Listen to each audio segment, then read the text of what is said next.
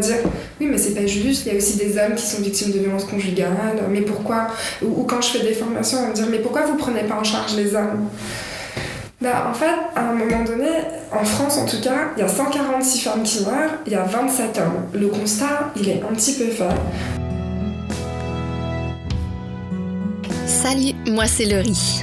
Le projet Enquête de liberté est né d'un désir de démystifier la violence conjugale et les défis de communication dans les relations de couple. Je suis partie à la rencontre de différents intervenants, autant au Québec qu'en France, afin de mieux comprendre cette réalité. Au fil des rencontres, j'en suis arrivée à des échanges qui m'ont plutôt amené à mieux comprendre les ressources à notre disposition pour se sortir d'une situation de violence conjugale et aussi comment il est possible de prévenir des situations violentes dans nos relations avec les autres. Les entrevues traitent uniquement d'une partie de la problématique et d'une manière plutôt générale. Je te suggère fortement de te référer à un expert pour répondre à toutes tes questions relatives à ta situation spécifique, si tu souhaites aider quelqu'un ou si tu as l'impression que tu aurais besoin d'aide dans ta propre relation. Bonne écoute!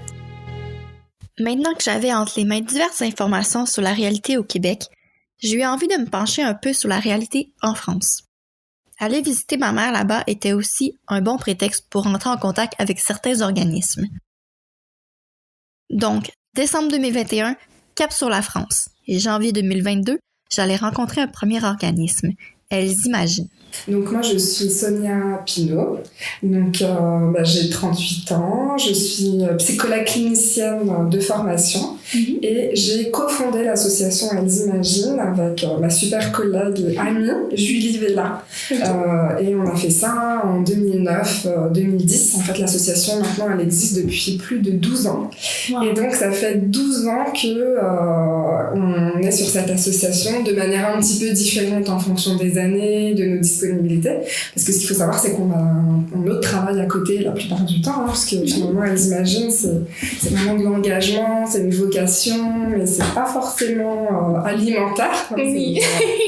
Mais voilà, mais ça fait 12 ans qu'elle et moi on vit cette expérience avec d'autres bénévoles, des salariés aussi qui sont engagés au sein de l'association, qui restent pour certaines depuis longtemps, il y a des personnes qui sont là aussi depuis 8 ans, depuis 10 ans, mais c'est vrai que ce qui est beau c'est qu'elle et moi on avance toujours et c'est vraiment une belle histoire d'amitié et de collaboration. C'est vrai que je me dis si je devais recréer un projet ou quelque chose, souvent je dis à Julie, moi c'est avec toi que je le refais en fait.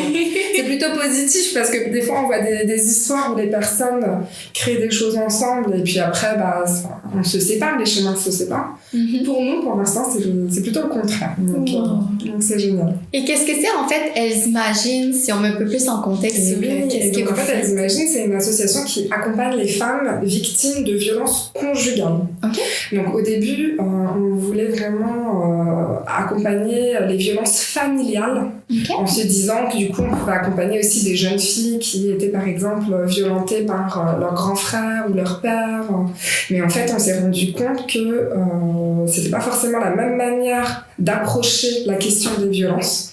On avait fait des groupes de parole et par exemple il y avait une jeune fille qui disait à une dame, oui mais vous c'est votre mari, vous pouvez vous séparer, moi mon frère ça restera mon frère toute ma vie. Et donc c'est vrai qu'on s'est rendu compte que c'était pas la même manière de travailler tout ça, et la question des violences faites aux femmes elle est très très large. Et en fait, au fur et à mesure, on s'est dit, on peut pas tout faire, il vaut mieux que ce qu'on fasse, on le fasse bien.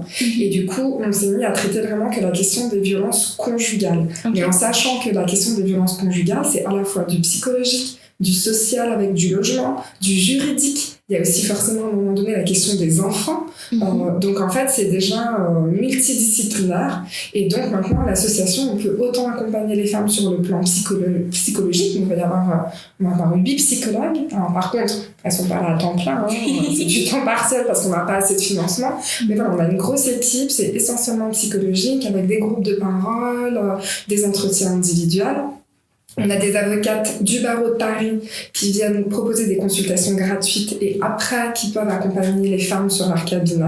Et après c'est essentiellement des bénévoles, mais parfois c'est aussi des éducatrices qui viennent, elles sont ce qu'on appelle accueillantes. Et en fait c'est un peu la première écoute, c'est de pouvoir venir rencontrer l'association et essayer de comprendre ce qui se passe.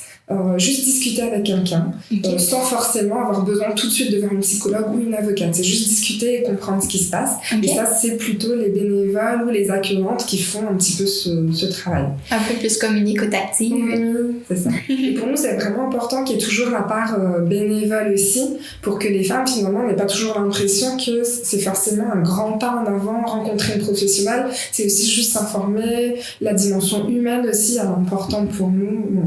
On aimerait quand même pouvoir un peu plus professionnaliser l'association et avoir des financements plus conséquents.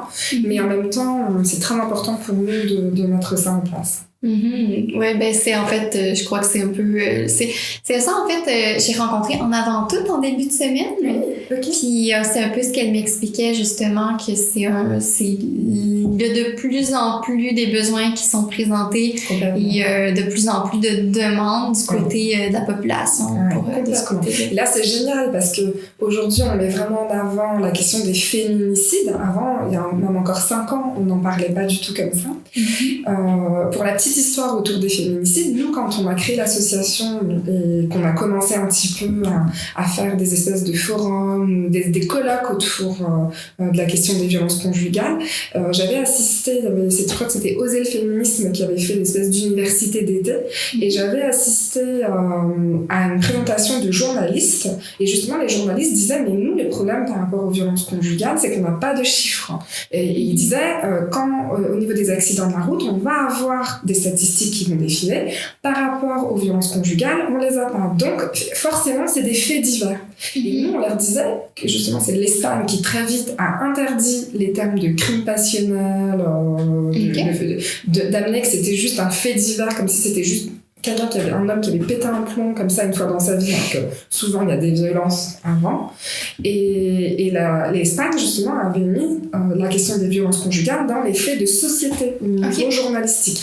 Et en France on était toujours dans les faits divers. Et en fait là c'est depuis 3 ans je crois à peu près qu'il y a un collectif qui décompte le nombre de femmes tuées par conjoint ou ex, qu'on commence à avoir des statistiques, et en fait les journalistes reprennent le décompte du collectif. Et finalement maintenant quand il y a un féminicide, même si ça semble un peu un peu lourd de dire on est au 80e féminicide etc, mais au moins ça donne plus cette impression que c'est monsieur tout le monde qui un jour a pété un plomb, a tué sa femme et ses enfants.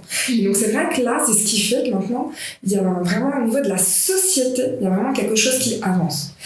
Après, en France, on a un gouvernement qui sait quand même bien surfer sur la vague de la communication et qui du coup a fait un Grenelle des violences conjugales, mais honnêtement moi au jour d'aujourd'hui je n'ai toujours pas vu l'argent qui avait été avancé pour soutenir les associations par rapport à ça. En fait malheureusement ce qui se passe c'est que souvent ils vont financer des gros pôles, donc le 3919 c'est un pôle, donc c'est le numéro national où en fait les femmes peuvent téléphoner, et donc oui c'est très bien que maintenant elles peuvent appeler en pleine nuit et c'est 24 heures sur 24 et c'est financé, mais c'est pas suffisant parce que le 3919 quand la dame a appelé, ensuite on leur rentre sur une association, et l'association elle c'est pas un appel téléphonique, c'est 3 ans d'accompagnement derrière, donc là les associations elles ont essentiellement besoin elles de ces financements là, et souvent le gouvernement se félicite d'avoir juste financé les gens les plus visibles sans penser que finalement les acteurs de terrain c'est ceux qui accompagnent les femmes le plus longtemps possible. Oui, exactement, parce qu'en fait, justement, le numéro que tu me dis, justement, qui est accessible pendant 24/7, c'est que c'est un peu le premier contact, et ensuite qui va rediriger vers l'association. C'est-à-dire qu'une femme, en soi, elle est censée appeler 3919 une seule fois. OK. elle va appeler qu'une seule fois. Enfin, après, elle peut peut-être appeler une fois et dire non, je suis pas prête à avoir une association, et donc du coup, elle va rappeler. Mais le travail du 3919, un travail efficace du 3919, c'est que la dame a appelé et qu'elle est orientée sur une association. Là, le 3919 considère qu'il a fait son travail. Mais alors que nous, à l'association, on considère qu'on a fait notre travail quand madame n'est plus en danger, a retrouvé un logement, a obtenu la garde de ses enfants, et qu'elle ne continue pas à subir des pressions et des violences à travers la séparation et notamment toute la sphère judiciaire.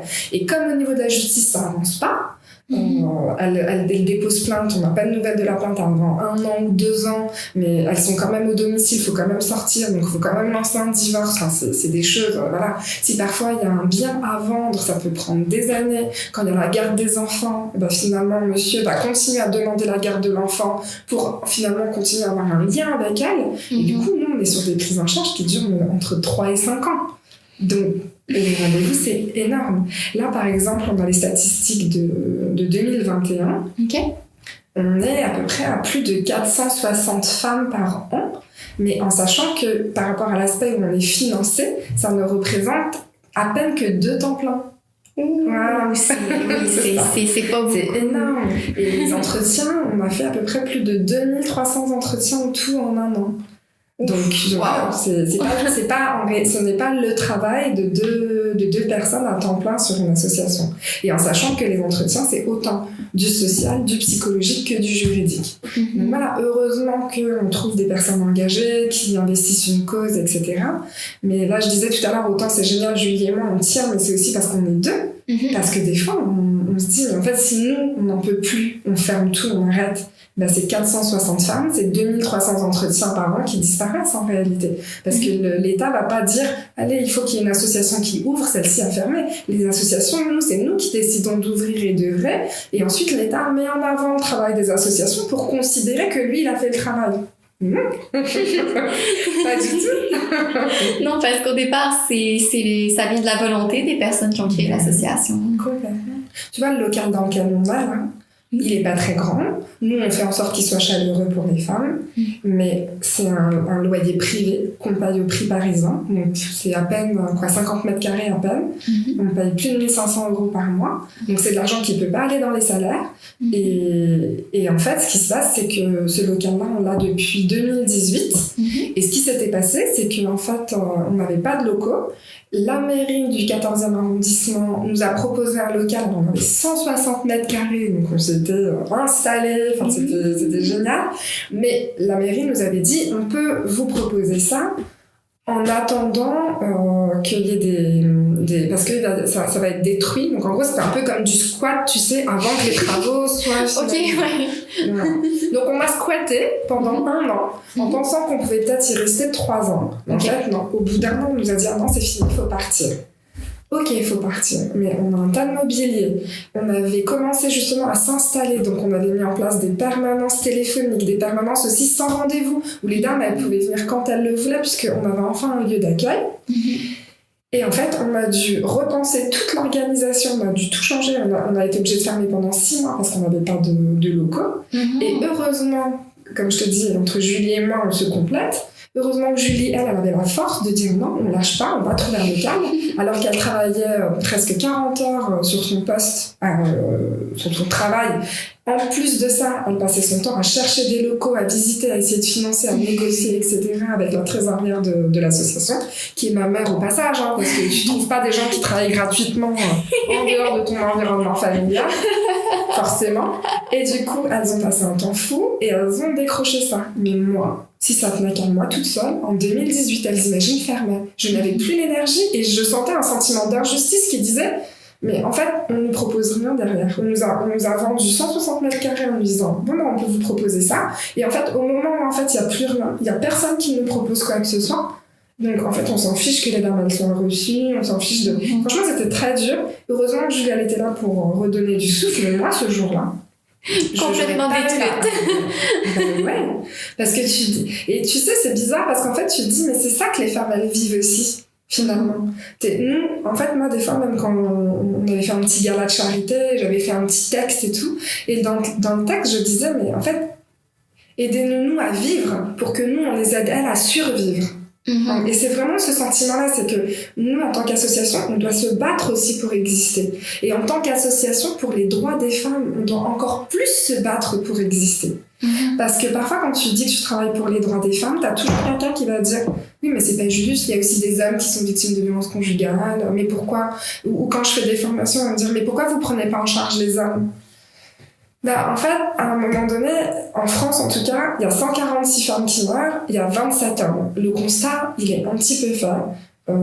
Et justement, l'idée, en tant qu'association, c'est de représenter un intérêt public, un intérêt général. Il y a les statistiques de l'Organisation mondiale de la santé qui dit que c'est une question de santé. Le fait que les femmes soient exposées aux violences conjugales ou même au travail ou ailleurs, etc. Donc oui, à un moment, on va peut-être juste faire en sorte que ce chiffre-là baisse. Le jour où il y a 30 hommes et 30 femmes qui décèdent en France de violences conjugales, je revois la lecture des choses, je travaille les choses autrement et je parlerai que de violences conjugales. Mais là, au jour d'aujourd'hui, les femmes sont surexposées aux violences pour un tas de raisons. Donc moi, mes missions, elles sont vraiment en faveur des femmes. Mais c'est drôle parce que du coup, ça donne le sentiment qu'on fait déjà un tas de choses et on nous demande en plus de faire d'autres choses. Très bonne idée, allez-y. Allez-y, apportez-nous les ressources. Et la prise en charge des auteurs, allez-y, parce que moi je vais pas encore trouver des bénévoles pour encore faire d'autres travails. Exactement, à un moment donné, on peut pas tout faire. Je pense que c'est aussi la question, comme tu as mentionné au début, c'était au début les violences familiales et vous vous êtes rendu compte que c'est deux approches différentes. Donc, à un certain moment donné, ici, c'est une question de spécialisation pour encore mieux aider la personne qui est dans le besoin. Tu peux pas tout faire. Et en plus, nous, par exemple, quand on fait les groupes de parole avec les femmes, une manière de mettre ça au travail, c'est aussi en intégrant la question du patriarcat, l'aspect sociétal, le féminisme. C'est une manière de leur donner une forme d'empowerment aussi, que de dire non, vous n'êtes pas responsable. Oui, effectivement, c'est aussi les contes de fées, les séries télé qui font que vous allez faire des concessions, que vous allez édulcorer la violence, que vous allez croire que c'est le fait que vous soyez une femme, que la famille soit essentiellement à la charge de la femme, que vous pensez que quand vous prenez soin de monsieur, en fait vous faites pour la famille, alors qu'en fait vous êtes en train de glisser petit à petit dans le cycle de la violence parce que vous priorisez ses besoins à lui plutôt que les vôtres. C'est tout ça qu'il faut rééquilibrer, parce que finalement aujourd'hui on a bien conscience que les violences conjugales c'est dans tous les milieux sociaux, que toute femme peut être victime et que les femmes qui sont victimes ne sont pas forcément des femmes qui ont eu une enfance difficile, qui ont été abusées sexuellement ou quoi que ce soit. Et c'est ça qui fait peur parfois quand on dit que finalement ce genre de choses ça peut arriver à tout le monde. Et c'est pour ça que parfois il y a des personnes très défensives qui vont dire non, mais elles ont forcément vécu quelque chose dans leur histoire. Non, pas forcément. C'est aussi la société qui met une telle pression sur les femmes que quand monsieur lui-même met cette pression en disant mais t'es pas épilée comme il faut, et qu'effectivement il y a un tas de vidéos de publicité pour l'épilation qui lui fait comprendre que oui effectivement elle est pas parfaite, elle est pas épilée comme il faut, du coup les pressions qu'il exerce sur elle sont validées par la société. Pourquoi elle s'en défendrait? Et après, effectivement, dans les violences conjugales, c'est pas juste une pression, c'est vraiment la récurrence des pressions, le fait qu'au fur et à mesure, elles perdent une certaine liberté, ça en vient à un certain point, mais ça glisse très doucement, elles ne s'en rendent pas compte. Quand finalement, c'est elles qui deviennent, quand le couple devient parent, mais que elle, en tant que mère, c'est parfaitement normal dans notre société que ce soit elle qui s'arrête ou qui passe en temps partiel.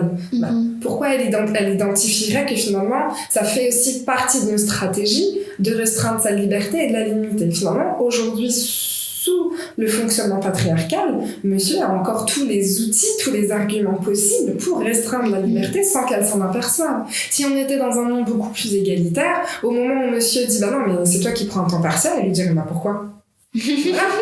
Pourquoi moi? Voilà. Sauf que comme on est dans un monde où c'est parfaitement logique que ce soit madame qui réduise son activité, ça fonctionne comme ça. C'est que c'est pas une discussion, c'est comme ça. En fait, c'est instruit par la société de voilà, c'est comme ça que les choses se passent et c'est comme ça, c'est normal. Et d'ailleurs, c'est ce qu'on voit. Plus on va avoir affaire à des femmes, même en France, qui sont soit étrangères venues en France ou issues de pays où là, vraiment même dans le pays, les droits des femmes sont complètement bafoués, absents, enfin voilà. Effectivement, on voit que même elles ont beaucoup plus de mal à intégrer leur possible liberté et on doit faire tout un travail pour mettre ça en avant. Par exemple, en Thaïlande, si madame décide de quitter le domicile, la police, son devoir, c'est de la ramener au domicile conjugal. On va pas chercher à comprendre pourquoi elle a quitté, c'est vraiment le devoir, c'est de ramener madame au domicile conjugal. Monsieur a des droits sur elle. Oh wow! Oui, c'est particulier ça. Complètement. Et ici en France, c'est vrai que souvent on va travailler avec des publics du Maghreb ou d'Afrique noire. Donc, par exemple, au Maghreb, ce qu'on voit souvent, c'est que monsieur lui-même, par exemple, est, mettons, marocain, et ben, il va pas lancer le divorce en France, il va le lancer au Maroc. Parce qu'il y aura plus d'avantages au niveau du divorce que ce soit, parce que par exemple je crois, attention je veux pas dire de bêtises, mais je crois effectivement, j'avais vu une dame, c'était ça, au Maroc, madame elle a la garde de ses enfants, mais par contre si elle se remarie, c'est monsieur qui récupère la garde des enfants. Voilà, donc en fait c'est ça, c'est que vous avez des pays où donc si la femme elle refait sa vie pour être bien et être heureuse, donc elle perd ses enfants. Elle décide, oui c'est ça. Wow. En gros, en changeant vraiment d'époux, c'est comme si elle décide de changer finalement de mariage, quoi. C'est plus, donc ces enfants-là, elle a plus la garde. Ouf. Voilà. Donc c'est des défis que vous rencontrez ici avec les dames que vous recevez. J'imagine que c'est assez très multiculturel. Alors après, justement, l'idée c'est souvent nous on les rencontre, donc elles sont en France, donc souvent on fait en sorte justement que leurs droits soient défendus. On a eu un monsieur, il avait réussi à divorcer, je sais plus si c'était au Maroc ou en Algérie, parce qu'en plus en Algérie on a des accords spécifiques, mais elle avait divorcé et effectivement on a quand même ressaisi la justice en France avec un juge qui disait non, pour nous on révoque le jugement parce qu'il n'est pas dans la législation des droits des femmes, donc monsieur et madame ont vécu suffisamment longtemps en France pour que ce soit jugé en France. Ils ont considéré qu'ils en refaisaient un. Mais ça, c'est encore du temps, des procédures, un accompagnement, des entretiens. Enfin, c'est des femmes, du coup, que au lieu de les accompagner 2 ans, on passe à 5 ans d'accompagnement parce qu'en fait, c'est des allers-retours incessants. Les procédures, entre le moment où on la demande et le moment où elle arrive, il peut y avoir 6 mois, 7 mois. Il suffit en plus que monsieur fasse en sorte de ne pas se présenter parce que ça fait traîner les choses. Enfin, et en fait, tout ça, en fait, le problème aujourd'hui, en tout cas en France, c'est que la justice, le dysfonctionnement de la justice fait que les auteurs de violences sont les gagnants. Parce que, en fait, on peut faire traîner, on peut jouer sur un tout petit truc, on peut... et c'est très difficile souvent de prouver les violences. Aujourd'hui, quand on parle de violences conjugales, on parle de violences psychologiques, économiques, sexuelles, physiques. Et souvent, il n'y a pas de témoins. Et c'est ça, exactement. Et ce qui est en train de se passer, c'est que heureusement, maintenant, la violence physique, elle est quand même bien punie par la loi et même par la société civile. Les gens disent « mais je frappe pas ma femme », donc ça fonctionne. Mais ce qui se passe, c'est que les auteurs de violence vont plus frapper, en tout cas, ils vont plus laisser de traces. Donc ils vont soit frapper à des endroits où c'est pas visible, soit en fait ils vont mimer la violence, ils vont faire semblant de frapper, ils vont menacer de frapper, ils vont la secouer, ils vont frapper dans le mur, mais en tout cas ils vont essayer de pas laisser de traces. Et du coup c'est vrai que ça devient de plus en plus difficile de montrer qu'elles ont vécu ça. Et c'est pour ça que toutes les dames qui viennent nous disent mon mari c'est un pervers narcissique. Alors ça on en parle tout le temps. Mais le pervers narcissique il représente que 2 à 4% de la population. Donc tous les conjoints violents ne peuvent pas être des pervers narcissiques, c'est pas possible. Mais ce que j'explique souvent, c'est que malheureusement, il y a un effet pervers de la violence. Parce que, en fait, monsieur, au moment où il ne frappe pas madame, c'est pas madame qui protège, il se protège lui pour ne pas aller en prison, comme c'est puni par la loi. Donc c'est ça l'effet pervers. C'est qu'en fait, on est dans une société où on est suffisamment informé pour continuer à faire valoir ses droits, même dans un temps qui pourrait paraître un peu impulsif, etc. Mine de rien, il contrôle quand même leur image sociale. Puis quand on parle justement de pervers narcissiques, si on peut-être de démystifier justement cette portion-là, qu'est-ce que c'est en tant que... Déjà, souvent, le pervers narcissique, c'est quand même quelqu'un qui est dans les hautes sphères de la société. Donc, monsieur, s'il est, je sais pas moi, juste restaurateur et qu'il a ouvert une pizzeria, ok, il est peut-être entrepreneur et voilà, mais c'est pas un pervers narcissique. Le pervers narcissique, il va faire en sorte d'avoir une chaîne de pizzeria. Et le pervers narcissique, c'est pas lui qui va travailler, c'est les autres qui vont travailler pour lui. Et ça, on le voit dans tous les domaines, pas que dans le domaine de la violence, enfin du couple. Même le pervers narcissique, il va même avoir ce fonctionnement-là au travail, ailleurs, etc. Donc le pervers narcissique, en fait, ce qui se passe, c'est qu'il va vraiment utiliser les compétences des autres pour ses propres besoins. Il va manipuler et de manière assez consciente. Et c'est là-dessus que j'aime bien faire quand même la différence, c'est que en fait, pour les femmes, en disant « je suis victime d'un pervers narcissique », ça viendrait dire qu'effectivement, elles ont été victimes de quelqu'un qui les a utilisées, instrumentalisées et qu'au final, ne les a jamais aimées. Alors que c'est faux. Dans la violence conjugale, justement, c'est plutôt un problème de trop d'amour, de trop fusionnel, de trop passionné. Souvent, c'est des relations au début où même madame a l'impression d'avoir trouvé son compte. Il y a quelque chose de très fusionnel. Mais finalement, c'est le problème des auteurs de violence, c'est qu'ils sont dans un tel besoin de fusion qu'il faut que leur compagne fasse comme lui, ils auraient fait, ou comme lui, ils pensent qu'elle doit faire. Et qu'à chaque fois qu'elle va se comporter par elle-même ou pour elle-même avec sa propre individualité, il va vivre ça comme un affront au couple, comme si elle se séparait de lui, en fait. Et du coup, comme c'est insupportable pour lui, et ben en fait, c'est comme si il va restreindre ses libertés pour qu'elle redevienne de nouveau en fusion comme au début. Alors attention, l'idée c'est pas de légitimer ce fonctionnement, justement c'est un fonctionnement immature. Et donc la plupart du temps, les conjoints auteurs de violence ont des grosses failles affectives, narcissiques, effectivement, mais on est dans de l'immaturité psycho-affective. Et ça, l'immaturité psycho-affective, c'est beaucoup plus parlant pour parler finalement du quart de la population à peu près que le pervers narcissique. L'immaturité psycho-affective, c'est une incapacité à gérer ses émotions, sa frustration.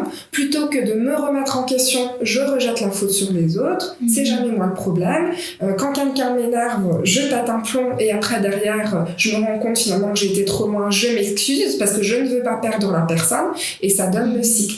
Et encore une fois, ça vient aussi, cette interprétation finalement plus d'immaturité psycho-affective vient aussi expliquer la différence entre l'éducation entre les hommes et les femmes, puisque un homme, on va considérer que c'est normal qu'un garçon, il sache ce qu'il veut, qu'il tape un peu du poing sur la table, qu'il soit un peu virulent.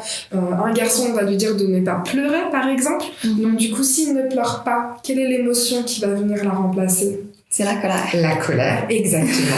Pareil, un garçon, c'est pas censé avoir peur, et la colère va venir masquer la peur et la tristesse. Et donc, c'est des gens, en fait, quand ils ont peur, ils vont s'énerver, au lieu de trembler. Et effectivement, c'est comme ça qu'on éduque essentiellement les hommes, en tout cas, nous, en France, ça participe beaucoup à ça. Pleure pas comme une fillette, les garçons, ça a pas peur, il y a tout un folklore comme ça, éducatif, qui vient finalement créer des hommes immatures psychologiquement, affectivement, émotionnellement. C'est spécial parce que justement hier je suis allée faire une activité. Je nommerai pas à quel endroit j'étais allée, mais c'est un endroit que en fait c'était quand même un peu, c'était à l'intérieur, donc on pouvait entendre. C'était une visite plus comme style muséal un peu. Et c'est particulier parce qu'on entendait, c'était plus loin comme dans le couloir où j'étais, on entendait quelqu'un, un homme, en train de s'énerver après sa femme. Puis il y avait... Moi, j'étais éloignée, mais j'étais quand même à l'écoute de ce qui se passait. Je me disais, oh, c'est pas normal, qu'est-ce qui se passe? Et finalement, là, ça l'a arrêté. On a arrêté d'entendre des hommes qui étaient en train d'engueuler la femme. Et plus tard, j'ai entendu, il y avait un trio d'hommes qui ont parlé, puis il était pas d'accord que je reste près d'elle pour entendre, puis pour que l'homme arrête de s'énerver après sa femme. Donc, tu voyais que dans la société, il y avait aussi un désir il y a un homme et une femme, un homme qui est en train d'engueuler sa femme. C'est ça. C'est pas normal. Et lui, il était prêt, il restait proche au lieu de dire, je vais ignorer la situation. chose qui se serait passée il y a quelques années, il n'y a pas si longtemps derrière nous. Et là, il est resté près d'elle, à être prêt à intervenir s'il y avait quelque chose qui était encore plus pire, déjà que c'était pas normal que ça arrive. Très important. Oui, très exactement. important. Ça, c'est vrai que nous, là, sur Elles Imaginent, la dernière petite campagne qu'on a faite, justement, c'était pour mettre en avant la question des violences psychologiques et de montrer, en fait, que les violences, en fait, elles sont toujours psychologiques. Parfois, elles peuvent être physiques, mais en fait, elles sont toujours psychologiques. Et justement, on a un petit peu utilisé ce que tu racontes. Donc, on peut très facilement retrouver le spot sur Internet. Ça s'appelle Les rôles, comme jouer un rôle. Et en fait, le spot, ce qu'on voit, c'est que y a le réalisateur qui arrive au début, c'est fait exprès, et il parle à chaque acteur. Et en fait, on voit que chaque acteur dit moi je dis rien, moi je la regarde, je reste choquée, etc. Et en fait, on voit un homme qui c'est un repas d'amis et tout, ils discutent, etc. Et en fait, au fur et à mesure de la discussion, on voit que l'homme il commence quand même à agresser sa femme, et ça devient de plus en plus, il y a des connotations sexuelles, enfin voilà, ça commence à devenir quand même très gras et même violent. Et en fait, on voit que les amis en fait sont tellement scotchés, sidérés, qu'ils ne réagissent pas. Et en fait, on met en avant que malheureusement, ne rien dire, c'est jouer un rôle. C'est comme ça qu'on termine en fait. Parce que c'est jouer un rôle comment ? C'est jouer un rôle encore du côté de l'agresseur. Parce que qu'est-ce qui va se passer une fois que les gens vont partir ? Elle va dire, mais c'est grave comment tu m'as parlé ce soir, regarde, les amis étaient mal à l'aise. Ah bon, mais personne n'a rien dit, c'est encore toi le problème, c'est toi qui es trop sensible, etc. Alors que justement, comme je viens d'expliquer que ces auteurs-là, ils sont aussi dans cette immaturité psycho-affective, à l'inverse, dans leur faille narcissique, ils ont un fort besoin de reconnaissance. Et c'est pour ça que finalement, ils ont bien compris que c'est peut-être plus facile de passer ses nerfs sur sa copine que sur son patron, parce que sinon je vais perdre mon boulot. Et du coup, c'est quand même, je pense moi, qu'on arrivera à faire baisser le comportement des auteurs de violence par justement l'éducation, mais pas forcément l'éducation des enfants, oui bien sûr, mais même aujourd'hui, tout de suite maintenant, un homme de 35 ans, on peut modifier son comportement, mais par la société civile. Parce que si à chaque fois qu'il hurle comme ça sur sa compagne, il y a quelqu'un qui lui dit « mais monsieur, là, c'est limite ce que vous faites », ou qu'il y ait même une intervention de police qui dise « mais là, c'est grave », parce qu'en France, les violences psychologiques sont punies par la loi. C'est difficile à prouver, mais la loi punit les violences psychologiques sur leur aspect cyclique et récurrent. Donc normalement, si on peut le prouver, ça peut, s'il y a des SMS, ce genre de choses, ou des témoins, il peut y avoir une condamnation. Donc, si à force, finalement, ces personnes-là ne se sentent plus dans leur communauté, dans leur société, au bon endroit, parce que justement, ils sont agressifs avec leur compagne, et qu'on le sache ou qu'on ne le sache pas, qu'on le comprenne ou qu'on ne le comprenne pas, et qu'ils comprennent que ce n'est plus un comportement adapté, au fur et à mesure, leurs besoins de reconnaissance sociale, leur besoin d'image sociale va faire qu'ils vont être obligés petit à petit de modifier leur comportement, peut-être au point d'aller voir un psy en reconnaissant qu'ils ont un problème. Sauf qu'aujourd'hui, quand on va avoir des réactions à se dire non mais c'est une histoire de couple, ou qu'on va aller voir plus la victime, ah mais qu'est-ce qui se passe, etc. Oui, c'est bien d'aller voir la victime. Mais en allant voir l'auteur, je pense qu'il y a même un versant préventif et de se positionner contre la violence. Exactement, parce que c'est un peu le défi, je crois, justement, de dire on va beaucoup aider la victime, on va beaucoup, puis c'est normal, c'est tout à fait légitime et c'est important de le faire. Et de l'autre côté, si la victime, elle sort de ça, si la société ne fait pas comprendre à l'auteur que c'est problématique, il va juste répéter le schéma. Exactement. Et puis ce qui se passe, c'est que des fois, quand on va voir la victime, il faut aller voir la victime, mais il faut savoir bien le faire.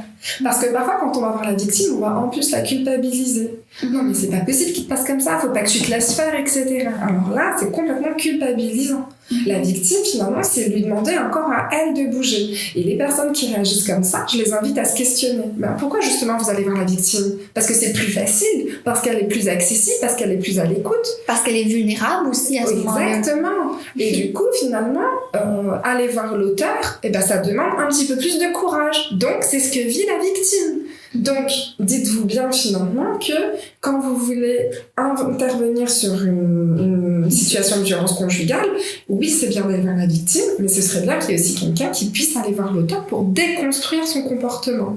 Et voilà, et même si finalement il va dire non, c'est faux, j'ai rien fait ou quoi que ce soit, ça met des petites graines quand même au fur et à mesure. Et si à un moment, c'est 7 personnes quand même qui sont venues lui dire que là, son comportement, c'était pas des blagues en fait, parce que ça devient du harcèlement, bah, cette personne-là, à un moment donné, il y a une forme de petite pression sociale qui va l'obliger à réguler son comportement. C'est ça, j'en suis persuadée. Puis moi, je suis curieuse parce que votre association s'appelle Elles Imaginent. Oui. Je suis curieuse de connaître parce qu'en fait, quand j'ai vu le nom, je me suis dit là, il faut comprendre, démystifier pourquoi est-ce que vous vous appelez Elles Imaginent. Bon, alors là, c'est Julie qui a trouvé le nom de l'association. Je sais pas si tu vois, là, on manque un peu d'affichage, mais dans les locaux, justement, on n'a pas d'affiche de femmes victimes, parce que nous, on part du principe qu'on est une association pour femmes victimes de violences conjugales. Donc justement, c'est l'association où la femme va être orientée par l'assistante sociale, le 3919, comme on en a parlé, une amie. Enfin, c'est le moment où en fait, elle est déjà capable de se dire « je suis victime ». Parce qu'il y a tout un temps où elles ne se disent pas qu'elles sont victimes. Mais nous, on part du principe que, ok, elles ont compris qu'elles étaient victimes, donc c'est pas ça notre travail. Voilà, on va pas s'appeler femme victime de violence, femme... Nous, on est vraiment déjà dans l'étape où ok, j'ai compris que j'étais victime de quelqu'un, parce que victime, c'est pas un état non plus, hein, c'est pas pas victime à vie, mais j'ai compris que je vivais ça, et maintenant, je veux avancer. Et du coup, c'est pour ça que Elles Imaginent, il y a un petit jeu de mots avec le pluriel, en fait, c'est de se dire qu'à partir du moment où elle, seule, dans son coin, elle imagine déjà un avenir meilleur, elle imagine de pouvoir quitter les violences, elle imagine ok, mais seule, ça va être quand même difficile. Et donc, du coup, c'est elles imaginent ensemble. Et donc, elles font. C'est vraiment montrer que c'est le collectif, que c'est la rencontre, que c'est le soutien, que c'est vraiment la solidarité, la sororité qui va les faire avancer et sortir de tout ça. Parce qu'à la base, quand on a créé l'association, nous, c'était essentiellement le groupe de parole qu'on voulait mettre en place. Ok. Julie et moi, on est toutes deux issues de la même université de psychologie. Donc moi, je suis restée dans la psycho. Elle a plus été orientée vers finalement le socio-judiciaire. Elle est chef de service d'une autre grande association dans le 95 maintenant. Okay. Mais du coup, on avait vraiment mis en avant cette question-là sur le collectif et les groupes de parole. Et au début, quand on a créé l'association, on croyait que ça allait suffire. Parce qu'on se disait, il y a des lois qui avancent, les assistantes sociales, on savait qu'il y avait des référentes violences conjugales, on voyait que la loi, ça avançait, donc on pensait que les avocats, ils étaient au courant.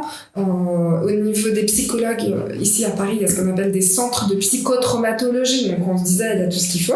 Et après, quand les dames viennent au groupe de parole, on se rend compte que elles ont une assistante sociale qui n'identifie pas les violences. L'avocate connaît pas encore bien la loi sur l'ordonnance de protection. C'était en 2010, donc c'est vrai que c'était nouveau. Et en fait, on se rend compte que, en fait, au fur et à mesure, nous, parce qu'on écoute les femmes, parce qu'on les accompagne, rencontrer l'assistante sociale, déposer plainte au commissariat, on se rend compte qu'au fur et à mesure, parce qu'on écoute les femmes, on a une plus grande expertise que les professionnels qui sont formés à la théorie ou à ce genre de choses. Et en fait, c'est vrai que c'est pour ça qu'aujourd'hui, Elles Imaginent, c'est à la fois l'accompagnement des femmes en groupe de parole, mais aussi du coup l'individuel. C'est pour ça qu'on a nos propres avocates qu'on a formées et qui ont vraiment la spécificité de les accompagner. Et c'est pour ça que maintenant, on forme même les hôpitaux, les médecins, les avocats, les assistantes sociales. Enfin voilà, on forme...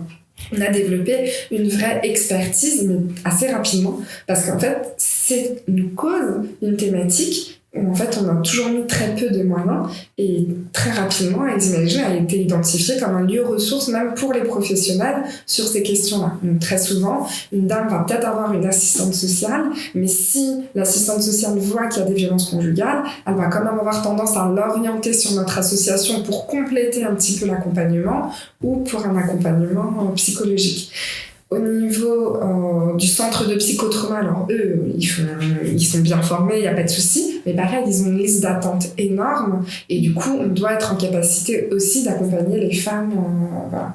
Et nous, c'est vrai que quand même, à notre association, ce qui va un petit peu plus vite, c'est le fait qu'il y ait le groupe de parole, parce que des fois, les femmes, justement, finalement, c'est pas elles qui ont un souci psychologique en réalité. Elles, c'est en réaction à tout ça, il faut bien qu'elles réfléchissent, elles survivent, mais finalement, donc c'est vrai que parfois il y a des dames, finalement c'est pas rencontrer un psychologue, c'est rencontrer et partager avec d'autres personnes qui ont vécu la même chose qu'elles. Après, dans un second temps, on peut les inviter à réfléchir aussi sur elles, leur histoire personnelle, etc. Mais c'est pas le principe même finalement de l'accompagnement. Sinon, c'est surtout de déconstruire les violences, de déconstruire toute la culpabilité qu'il va avoir projetée sur elle, comment il se déresponsabilise, tout est de sa faute, tout le temps, etc. Donc on vient vraiment déjà retirer tout ça dans un premier temps. Puis j'imagine aussi, le fait avec les groupes de parole, c'est que ça permet aux femmes de se sentir comprises. Complètement. De sentir justement, de pas être seules à travers ça. Puis est-ce que ça arrive souvent que les femmes ils viennent dans les groupes de discussion et qu'au final, elles vont pas nécessairement avoir un suivi additionnel? Comment est-ce que ça se passe? Comment est-ce que ça se traduit par la suite? Alors ça, donc toutes les femmes ne participent pas au groupe de parole. En fait, vraiment, nous on leur propose plein de choses et après c'est un peu à la carte. Elles choisissent vraiment ce qu'elles veulent faire. Mais c'est vrai quand même que le groupe de discussion, enfin, le groupe de parole, il est ouvert dans le sens où il n'y a pas besoin de venir tous les vendredis par exemple. Elles viennent quand elles le souhaitent, au rythme où elles le souhaitent, il n'y a pas de souci, mais c'est validé au préalable par un entretien avec une psychologue. Okay. Donc ça veut dire que toutes les personnes qui participent au groupe de parole ont quand même évalué avec une psychologue que c'était quelque chose qui pouvait leur correspondre. Okay. Donc on prend le temps d'y réfléchir et après par contre on réfléchit aussi avec elle sur le fait que parfois en fonction des personnes qui viennent ça peut être plus ou moins difficile, plus ou moins agréable et donc elles ont parfaitement le droit de dire que elles font une pause, elles viennent pas, elles reviendront plus tard, que ça ne leur convient pas. Mais la plupart du temps, comme les femmes ont quand même une référente, que ce soit une psychologue ou une accueillante, il y a toujours quelqu'un à qui elles peuvent référer et faire un point pour dire là c'est un peu difficile, finalement je vais arrêter, enfin voilà, on construit les choses. Et c'est intéressant parce que du coup on leur montre une autre manière de gérer le conflit, puisque autour des violences conjugales, elles vont avoir tendance à toujours vouloir éviter le conflit, à pas dire que ça va pas. Et pour nous, au contraire, c'est important qu'on dise que ça va pas. Même moi, des fois, en tant que psychologue, avec mes patients, on me dit peut-être qu'il y a un moment, vous verrez que ça fait trop longtemps qu'on se voit, ça ira plus, ça ira pas, faudra qu'on en reparle. Enfin voilà, donc on leur montre vraiment les outils de communication pour dire ce genre de choses. Et l'idée, c'est vraiment de laisser tout le temps la porte ouverte, donc ça fonctionne. Honnêtement, des fois, c'est plutôt le contraire. C'est plutôt des dames, il serait temps que le groupe de parole s'arrête. On a du mal à leur dire, allez, on va se quitter. Vous n'avez plus besoin de nous. C'est vrai que souvent, je leur dis, moi, ce que j'aime bien, c'est quand c'est les dames qui nous quittent. Et que ça veut dire que d'elles-mêmes, elles ne ressentent plus le besoin de venir à l'association. Mais souvent aussi, finalement, pour des personnes qui vont être un petit peu isolées socialement, qui, à cause des violences conjugales, ont perdu un peu leur famille, leurs amis, ou qui sont loin physiquement, c'est vrai que ça reste un lieu chaleureux de partager un thé avec des femmes, de discuter. C'est un lieu entre femmes aussi, parce que des fois, on ne fait pas que parler de la violence, parce que finalement, on parle de la violence, mais on parle finalement de la charge mentale, on parle de la grossesse, de comment ça s'est passé, de comment... Et du coup, c'est un lieu entre femmes, et donc c'est vrai que c'est quelque chose qu'on n'a pas trop envie de quitter quand on dit ça. Donc, ça prendrait une autre association qui fait ça. Et c'est ce que je me disais. En fait, à un moment, quand j'ai un cabinet aussi, et quand j'ai ouvert mon cabinet, je me suis dit, mais est-ce que je vais peut-être pas créer des groupes de parole juste pour des femmes, et en me disant que comme ça, les femmes de l'association, on pourrait aussi leur proposer un autre lieu pour continuer, parce que c'est enrichissant finalement. Je sais que là, moi actuellement je ne les anime plus, les groupes de parole, ce sont mes collègues qui le font, mais je les ai fait pendant 8 ans et je pense qu'en tant que femme, en tant que personne, alors que j'étais la psychologue, j'étais pas une participante, je pense que c'est là où j'ai le plus appris sur moi et ma féminité ou mon féminisme ou qu'est-ce que c'est être une femme dans la société. C'est là où j'ai le plus appris en échangeant avec d'autres femmes sur ces questions-là. Et merci de me le faire revivre en parlant de tout ça, Laurie. Ça me fait plaisir. Ça me fait plaisir. Moi, en fait, c'est une chose qui me passionne à travers l'idée du podcast. J'ai rencontré plusieurs personnes, j'évolue, j'ai rencontré dans différentes sphères LGBT, j'ai rencontré plus du côté des femmes, là, je vais avoir un accompagnement du côté des hommes, donc je rencontre toutes ces entités-là, ça me permet vraiment d'avoir des avancements, des poussées. C'est pour ça aussi que les épisodes, ils sont pas encore fait et bâti complet parce que c'est un travail toujours en continu puis il y a de la réflexion additionnelle, c'est ça qui est intéressant. Mais je pense que tu vas avoir une belle matière à travailler parce que justement tu nous mets dans quelque chose de très informel et on va très vite au cœur de ce qu'on fait. Super! Je suis contente d'entendre ça, c'est agréable. Génial. Qu'est-ce que j'avais comme question tout à l'heure, on discutait, là, je me disais il y a ça, il y a plein de choses, c'est tellement intéressant.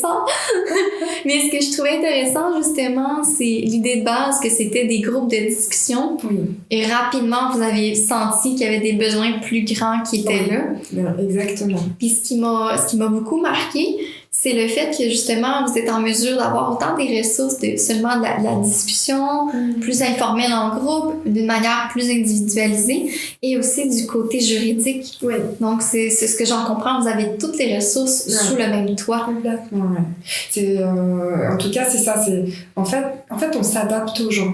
Okay. Moi c'est vrai que c'est vraiment ma personnalité, c'est de m'adapter aux gens et c'est pour ça que je disais hier on faisait un recrutement pour une nouvelle bénévole et avec une ancienne bénévole j'expliquais que pour moi l'association elle prend différentes couleurs en fonction des gens qui la composent et que ce soit les bénévoles, que ce soit les dames. Là par exemple en ce moment on peut faire des ateliers théâtre parce qu'il y a quelqu'un qui est intéressé donc on fait ça, à un autre moment c'était de la boxe, à un autre moment et du coup je ne pars pas du principe que on a fait du théâtre, il faut que les imagines fassent du théâtre tout le temps parce que tu sais après c'est comme ça que t'es figé sur des choses et ça sert à rien. L'idée c'est justement qu'il y ait de la souplesse, qu'il y ait plein de choses et qu'il y ait des gens qui portent leurs propres projets auprès des dames. Et c'était ce qui s'était passé finalement pour construire l'association, c'est qu'en fait on a commencé à écouter les dames et au fur et à mesure on s'est dit là il nous faudrait une avocate, là il nous faudrait quelque chose. Mais alors attends parce que quand on a commencé l'association avec Julie on les aidait même à déménager donc à un moment, moi, j'étais même sur les sites, tu sais, de récup et tout, trouver des lits, des armoires, des trucs. Juliette, c'est la pro pour changer les serrures. Bon, pour le coup, on s'est quand même un peu plus professionnalisé, mais tu vois, c'est une partie qui j'en suis encore un peu nostalgique. Enfin, j'adorais pouvoir faire ça, avoir le temps de faire ça et de... Bon, maintenant, c'est plus... Mais on l'a toujours un petit peu. Une fois, il y a eu une bénévole, elle faisait de l'écoute téléphonique. Elle a compris que là, pour la dame, c'était compliqué. Avec une amie, le week-end, elle partait à aider cette dame-là à déménager. On voit que c'est toujours un peu dans le cœur de l'association, même si c'est pas des missions qu'on fait tout le temps. Mais... C'est pas officiel dans ce que vous faites, mais si vous c'est sentez... quelque chose qui peut rester possible.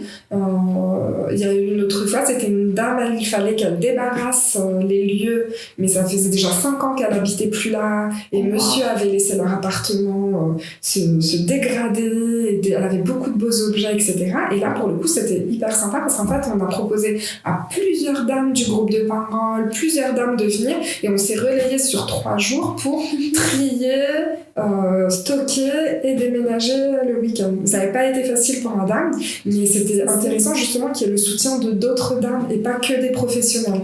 Oui, parce que notamment, justement, tu sais, là, elle repasse à travers tous les souvenirs et tout ça, donc ça devient quelque chose de très difficile. Mais aujourd'hui, elle a pu passer à autre chose et elle nous remercie. Mais c'est vrai que sur le coup, ça avait été difficile. Ouais.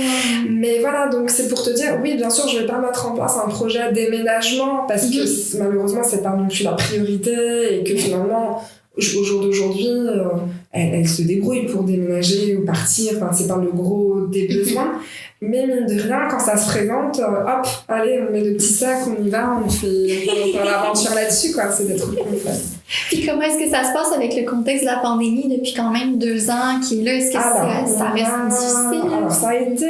Alors, nous, en France, quand on a eu le confinement strict du 16 mars au 11 mai, Parce qu'il y avait tout le couvre-feu à partir de 18h, les déplacements, ils devaient toujours En fait, nous, ce qui a été le plus dur pour nous, c'était vraiment le confinement strict. Okay. C'était de plus pouvoir sortir, de plus pouvoir... Enfin, ça a été difficile. Moi, je sais que pourtant, j'avais ma fille à la maison, donc j'avais déjà des devoirs à lui faire faire et tout. Et je me suis sentie inutile. C'était la première fois de ma vie, je pense.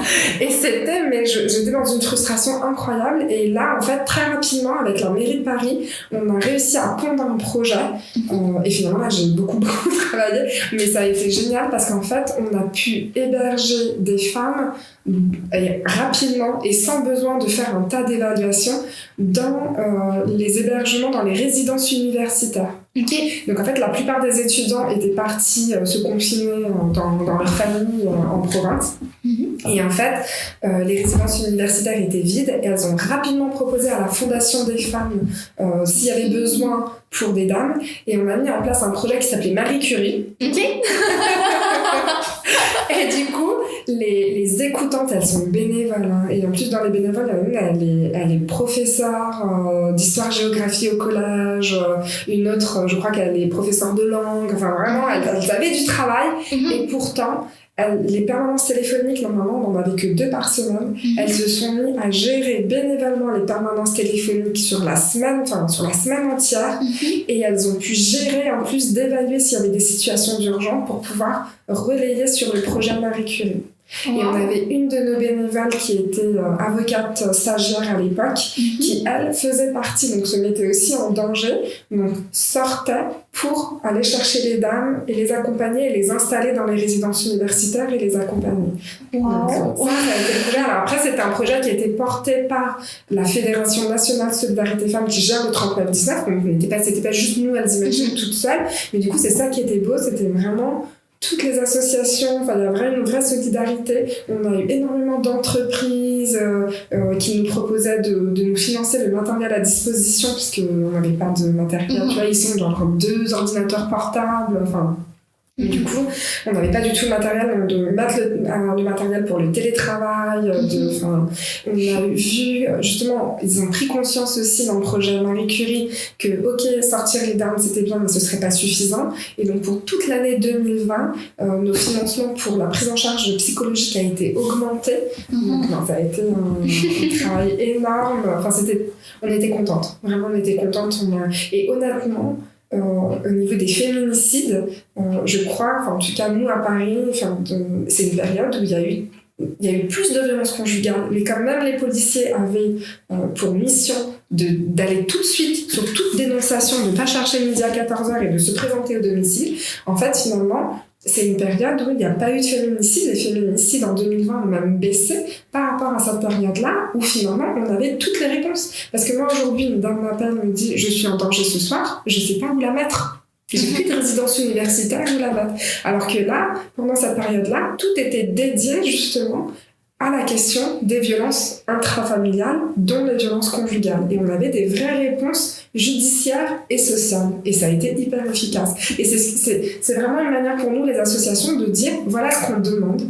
On demande de financer 1 milliard d'euros. Alors oui, ça peut sembler beaucoup, mais 1 milliard d'euros préventifs pour que justement on puisse faire ce travail-là, et on vous assure que les chiffres vont baisser. Et vraiment, de mi-mars à mi-mai, ça a vraiment montré que finalement, c'était ces efficace. Propositions, on a dû sortir beaucoup plus de femmes victimes de violences conjugales, puisque la plupart ne sont pas retournées au domicile. Après, ça a été difficile, mais on a fait en sorte de les reloger de manière autonome, mais on n'a jamais sorti autant de dames aussi rapidement en si peu de temps. Wow. Donc pour le coup, on va garder le positif de ce moment-là, mais c'est vrai que pour le coup, nous, c'est ce qu'on met en avant. Et après, par contre, à partir du moment où il y avait le couvre-feu, ce genre de choses, nous, très rapidement, sur Elles Imaginent, on s'est quand même organisé pour revenir en présentiel le plus possible.